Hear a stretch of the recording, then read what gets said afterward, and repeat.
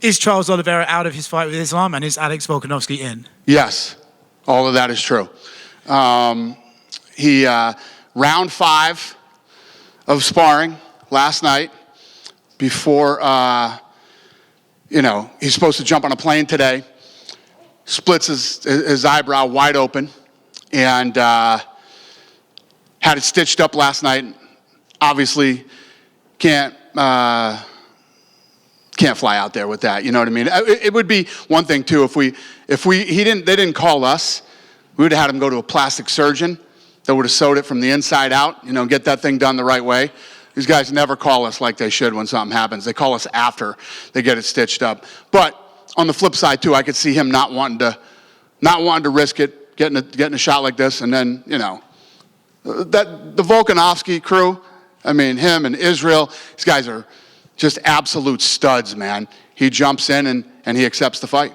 So he basically took that fight with one phone call, it seems like. If Charles got cut last night, you call Alex, he says, yes, right away, 2 weeks notice, I'm in. One phone call, and I would have announced it hours ago, except I was waiting for the guys to wake up in Abu Dhabi to let them know before we reported it. But these guys that surround these guys down in Brazil just can't keep their fucking mouths shut. This came out of Oliveira's camp apparently, and just fucking part of the business, you know what I mean? I would have liked to have talked to the powers that be in Abu Dhabi before it got announced, but people can't keep their fucking mouths shut for whatever reason. They want to act like they're in the know and make these phone calls, so here we are. That said, I mean, Charles Islam wasn't a massive fight, but Alex versus Islam too is probably one of the biggest fights you could get on that card, especially, they did it in Australia, now it's in Abu Dhabi. I mean, what a rematch and what a time to do it. This is how we do it, brother. One fight falls out and we end up making a fight that, it's one of the most anticipated rematches ever in that weight class. So, fun. This sport, huh? Mm-hmm. I'll get on to one other story about that then, straight up back to the Contender series. Paulo Costa went public and said he had surgery 3 weeks ago. Is there any danger that fight could be off? Yeah, it's possible. When do you think we'll get a verdict on if he's going to be able to fight or not? Very soon. Okay. Very soon. Is there another Unless another fucking big mouth pops up out of somewhere, and you know what I mean? So, yeah. Hopefully within a couple hours I'll have an answer for you. Okay. Contender series then. An amazing series again. The fights tonight, you had started off with 2 crazy knee KOs right off the bat. When you're sitting there and you're watching finish, crazy fight, do you just keep sitting there going, man, if we could get this all year round, that would be way better? Listen, I'll let you guys speak for yourselves, but I would love to do this every Tuesday. Me and the guys were talking today. We're so bummed out that it ends tonight. We lead up to a fight week, right? We got a fight on Tuesday, then we got a fight on Saturday, then we got another fight on Tuesday, and we got another fight on Saturday. I love it. I could do this every Tuesday forever. So starting off with Davin Biddycourt, I mean, when you get a finish like that, you're going to get a contract, 100%. It's just like, how about the kid's got 18 fights and he's 23 years old? I mean, we're talking about Roca, I'm assuming, right? Sorry, yeah. Yeah, one of the best finishes. Incredible. But not just that, to survive being slammed again and again in the first round, come out as if that never happened, and then just time the takedowns, perfect, 100%. Right? Love it. And not to mention the fact that let's not talk about, Bittencourt was a tough guy. He looked great too. You know what I mean? He's a guy that's 29 years old, but looked damn good. And Medeiros, yeah, that kid. That kid is slick, man. I liked everything about that guy, the composure, this, that. I mean, look at everything that he did. Takedown defense against the guy who's... Did you see that guy's back? I mean, the guy looks like he's been wrestling since he was 2. He probably has been wrestling since he was 2. Durable, tough guy with a great record. And, what a finish by him, too. It's funny, sometimes you share the notes you take for that fight. I took the note, another fucking knee KO, I can't believe it. But when you see a guy as him, he's well-rounded at 26, this is a guy you can look at and think, oh, he's not one of the 30-year-olds we sign and we see how they do that. This is a talent and a prospect. 100%. And when you look at him, you look at the way he fought, he's 8-1 now. And like you said, he's 26 years old. He's just about to get into his prime. It is like the perfect time for him to get into the UFC. It's going to be fun to see what this kid can do. Yeah. Now, moving on, I'll let someone else ask some questions after this. With Tyrell Finney, you mentioned about his age, and I understand what you mean. There are holes in his game, and he's just such a physical specimen that you sort of think, well, maybe we could throw him in there and he'll learn on the job. But you felt that, no, it's not the time. Here's one of the things that I saw in him. He didn't like to get punched in the face. You know what I mean? That guy's got to get in there and start mixing it up a little more, work on his stand-up. And listen, I'm in a great mood.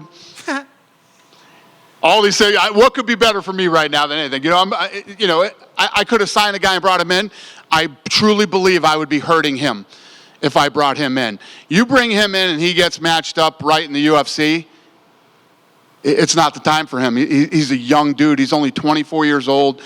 He's a freak athlete. He's got some work to do. He's not ready. Last one from me, a record amount of contracts this season. What do you base that on? Do you think that's you getting more generous in your older age, or do you think that's just the talent in MMA is growing every year? What do you guys think? You were here every Tuesday. It's the talent. There's some guys that are questionable, right? There's some guys that I brought in that are questionable. Connor Matthews is questionable. He looks like he's got some ankle problems. His ankles were rolling and everything. But how could I deny that kid? If you look at the fight that he fought in looking for a fight, I said, I'll tell you what. You're 31 years old. Time is not on your side. I don't like signing 31-year-old contenders. Then he shows up tonight. He's almost a 2-to-1 dog. Fights an absolute war against the guy that's 10-0. And absolutely brought the fight to him. Did what he did tonight. I can't deny the kid. He deserves a shot in the UFC. So, that kid earned, whether it's one fight or he pulls off some fun fights, who knows? He earned his shot. And this kid Lima, I think this kid Lima can be a world champion. Yeah, what did you see in him that makes you think that? Because like you said, right, the other guy didn't really want to engage so much, but what did you see that... So if you think about this other kid, 14-1, right? This kid's got over double the amount of fights that Lima had. And you could tell that this kid, once he started to mix it up with Lima, he didn't like it. So he got on his bicycle and started running around. The ref should have stopped that from happening. And even in the third round, his corner told him, stop running around, get in there and mix it up. And he went in there and tried to go to war with him, and he didn't like it again. And he got back on his bicycle and started running around a little bit. But I think Lima, he's a young kid. He's only 24 years old. He's 6-0. But he has what it takes to do something. So we'll see. Congrats on a great season. What's that? Congrats on another great season. I enjoyed it every Tuesday. It's awesome. Thank you. Hey, Dana. Thank you. Dana? Yep. I want to pick your brain a little bit more on that Torres-Finney decision. I guess with him and then someone like Jose Medina last week, I guess what did you see in Jose that you did not see in Torres-Finney? Yeah. I saw some dog and some heart in that kid. Then it ends up, we find out after that he actually never even had an MMA coach. I don't know. It's like a gut thing. I want to see that kid go properly train and watch him come back and see what he's capable of doing. I'm just interested. I think that Finney is a guy who is obviously a freak athlete. Guy's literally built and looks like a wrecking ball. And he just needs more time. He's young and inexperienced. And I think I would be hurting him to bring him in the UFC. With Roman, you said you already booked the rematch. He kind of hinted it's going to be in Toronto in January.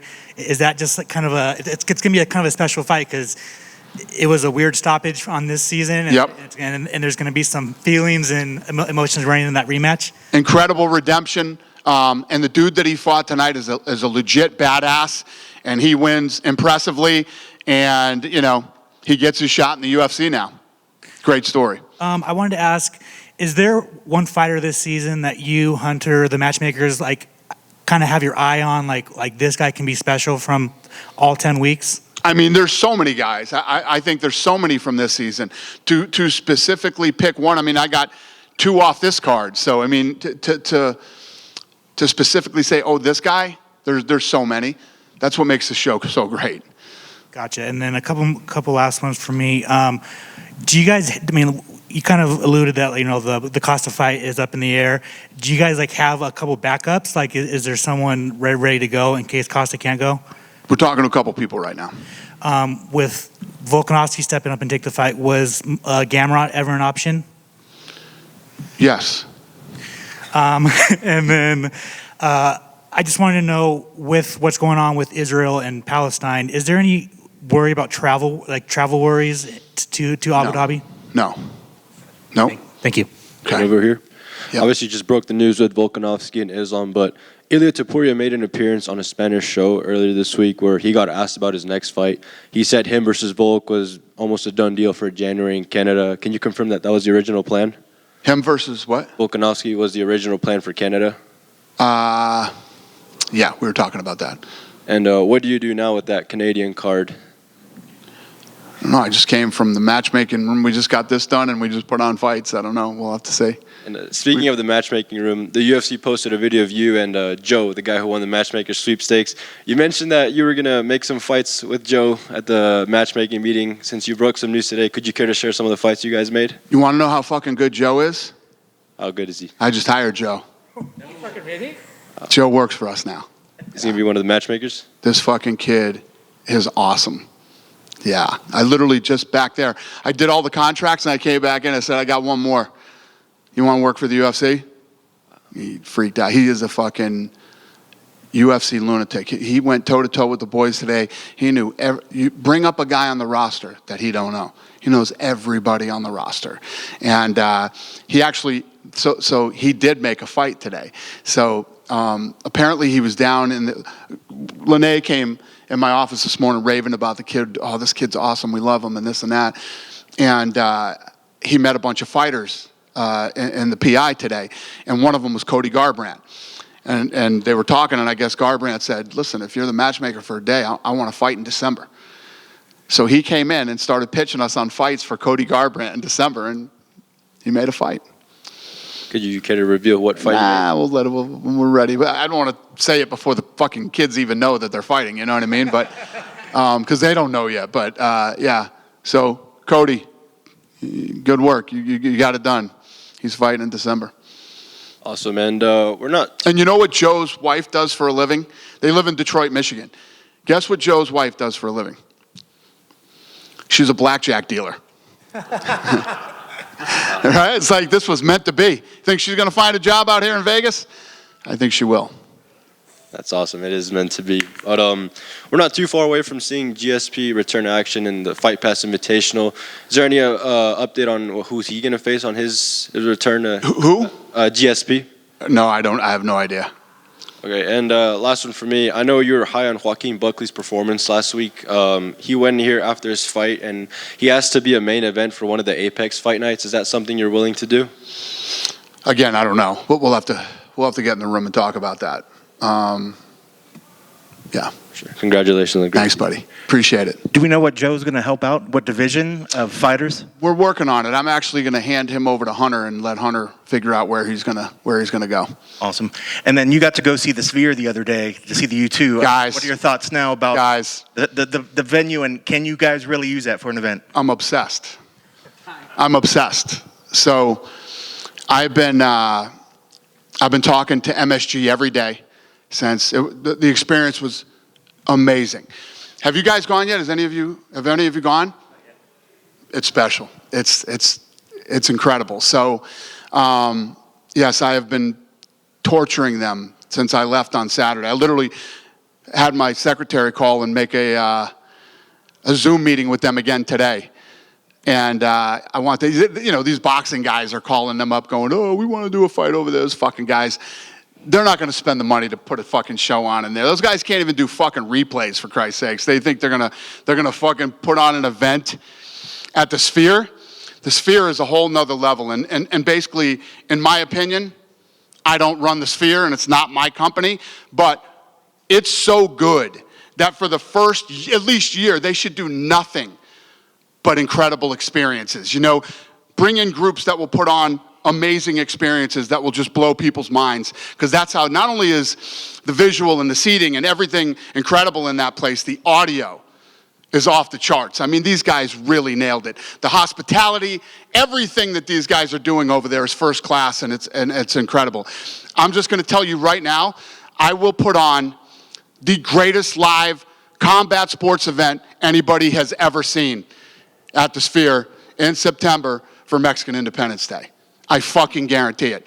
So I'm so in on this, it's not even funny. I know there's no shortage of the screen space there, but as for like a lighting rig, what you guys typically have done with the lighting rig, would this be a completely crazy new redesign for what you would have to do? So if the Sphere is smart, they don't let anybody go in there until we go in there to do a live event. The first live transmission from there should be us. And that's why I'm saying September, obviously because I want it for Independence Day, right?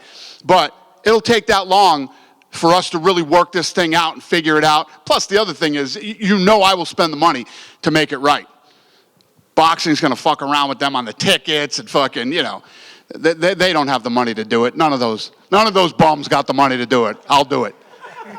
Dana, there's talk of two promoters in boxing joining forces to potentially take an event to the Sphere. Do you think they could bring the first event there rather than you guys in September? Who, boxing? Yeah. Yeah, they can join all the forces they want to join. Those guys, all they'll do is fight with each other, and who's going to spend the money, who's going to be reimbursed, who gets their money out first. It'll turn into a big fight and eventually turn into a lawsuit, and it will be an absolute fucking nightmare for the Sphere. It was talk of like Golden Boy Promotions and Top Rank. Yeah, good luck to them. Let them. What are they going to do?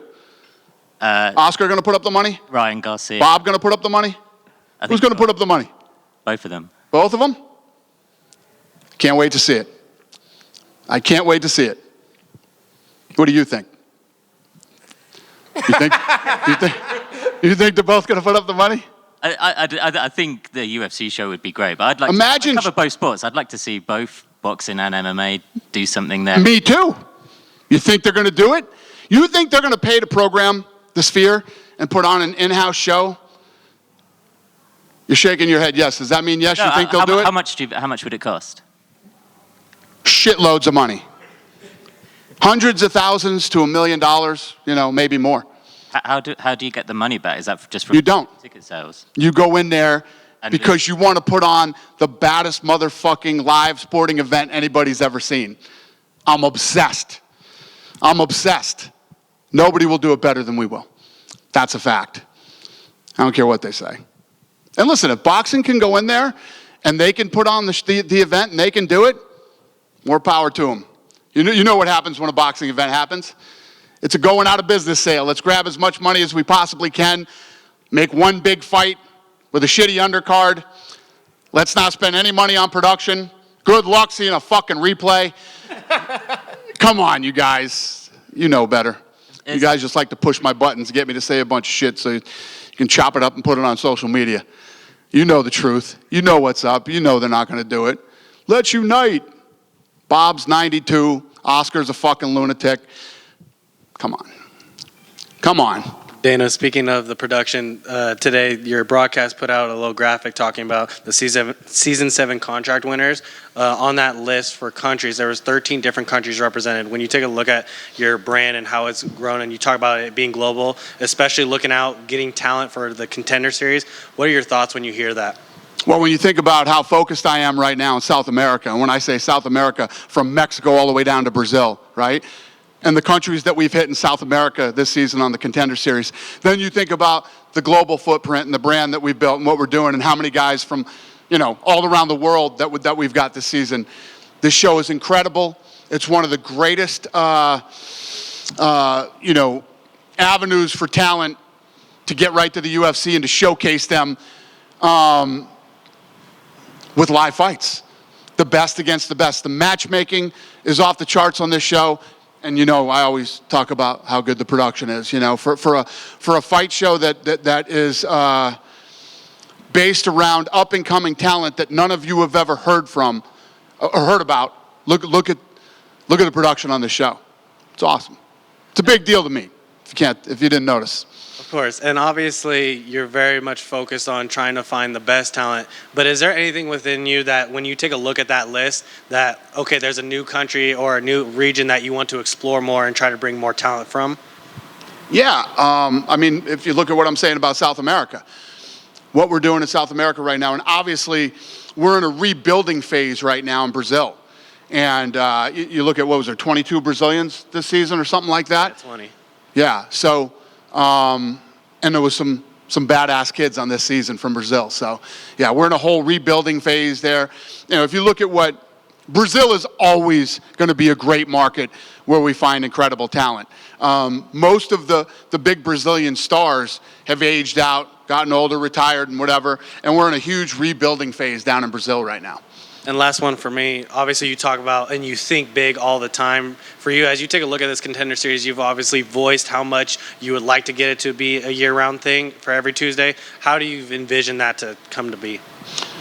Well, we're coming out of COVID, and the talent pool is much bigger and better than I thought it would be coming out of COVID. So as long as no crazy shit happens in this nutty fucking world we live in right now, give us 3 or 4 years, let the talent pool build up again, and you know, a lot of these smaller shows putting on more and more events, and you know, more money coming into the sport, more guys making money, and it's all good.